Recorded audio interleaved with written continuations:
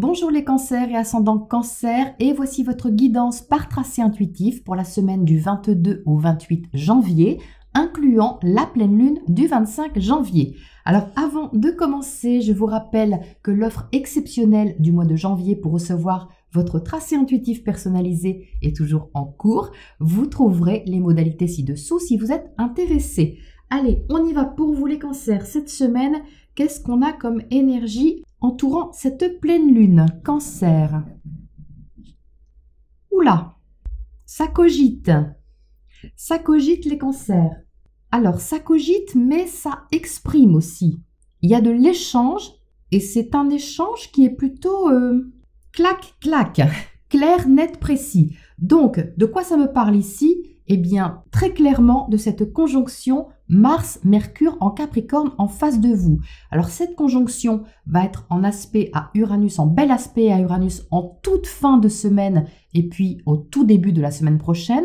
Mais Mars et Mercure sont tout de même ensemble, du 22 au 27, ils sont tout de même ensemble dans votre secteur opposé. Donc, qu'est-ce que ça donne? Eh bien, avec Mars, ça dynamise vraiment les échanges ou un échange en particulier. Mais ça apporte une certaine forme de dureté quand même, réalisme. Alors, vous êtes un petit peu sur la défensive par rapport à quelque chose, mais il y a une nécessité d'échanger, de comprendre, de parler ou d'exprimer quelque chose. C'est pas forcément conflictuel, même si Mars dans le secteur opposé peut parfois avoir une connotation un petit peu agressive.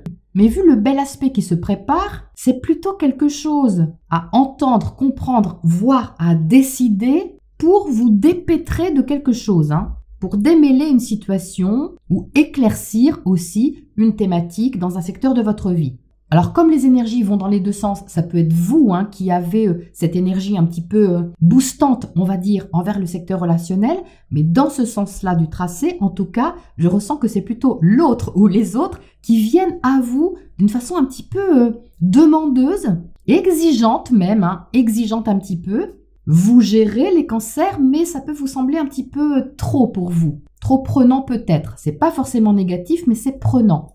Donc vous entrez dans une forme d'autoprotection qui est là, en prenant certainement quelque chose sur vous, d'où cette cogitation qui est là en disant bon, ok, j'ai entendu, je fais au mieux, je gère, quelque chose comme ça. Mais c'est une énergie un petit peu exigeante, donc ne tombez pas non plus dans trop d'exigence avec vous-même, les cancers, parce que c'est le risque forcément avec l'effet miroir. Donc voilà, un Mercure en Capricorne par là. Bien. Ensuite, qu'est-ce qu'on a ici?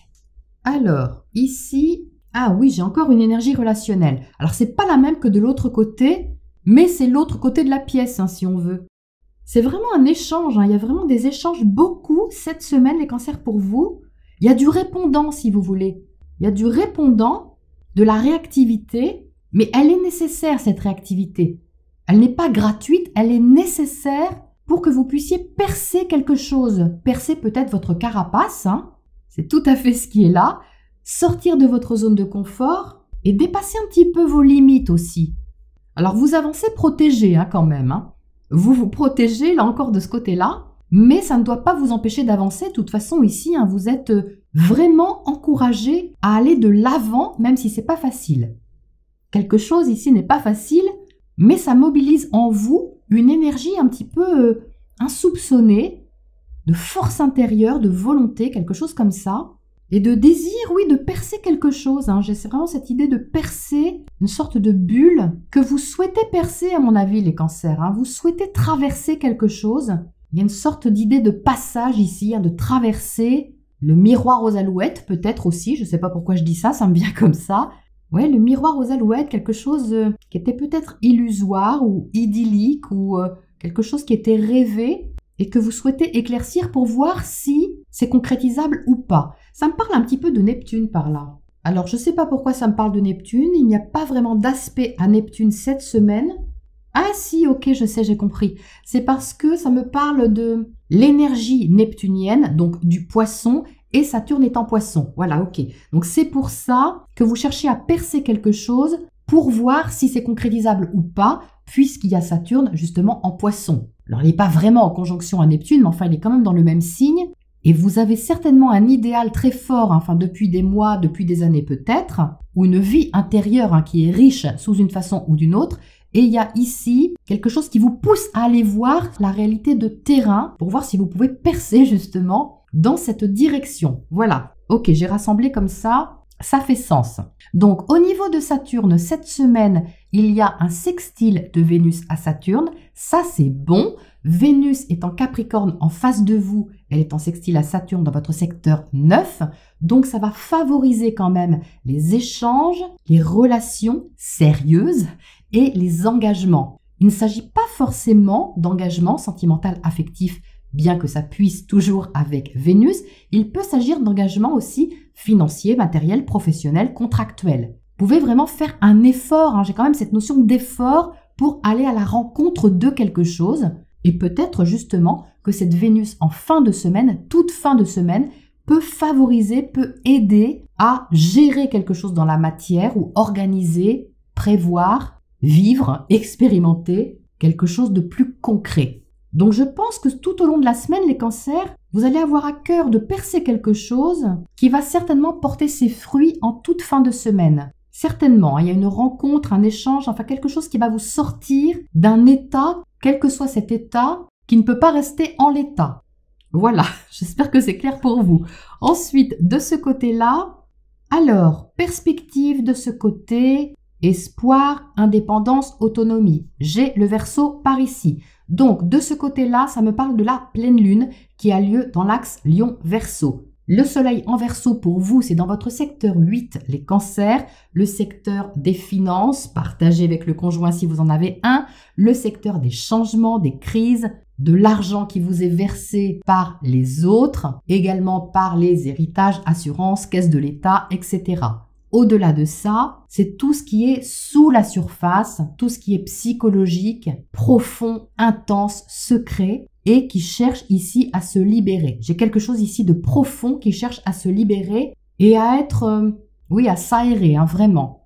Il y a à sortir ici d'une sorte d'englument. Je ne sais pas si ça se dit englument, mais bon, vous voyez une sorte de vase un petit peu où vous n'avez pas envie de rester, et ça se comprend. Et du coup, cette pleine lune peut faire émerger une possibilité de libérer quelque chose pour vous sentir plus autonome, plus indépendant et plus à même de retrouver de l'espoir et de l'optimisme.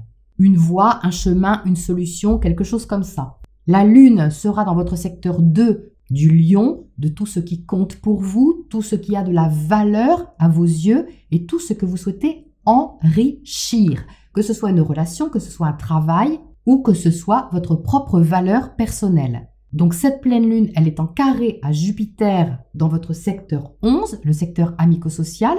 Le carré, surtout à Jupiter, peut générer toujours une forme d'excès, mais dans un sens positif, il pousse aussi à l'émancipation de quelque chose et à avoir la confiance de faire émerger quelque chose, voire transmettre, apprendre, comprendre, diffuser, partager.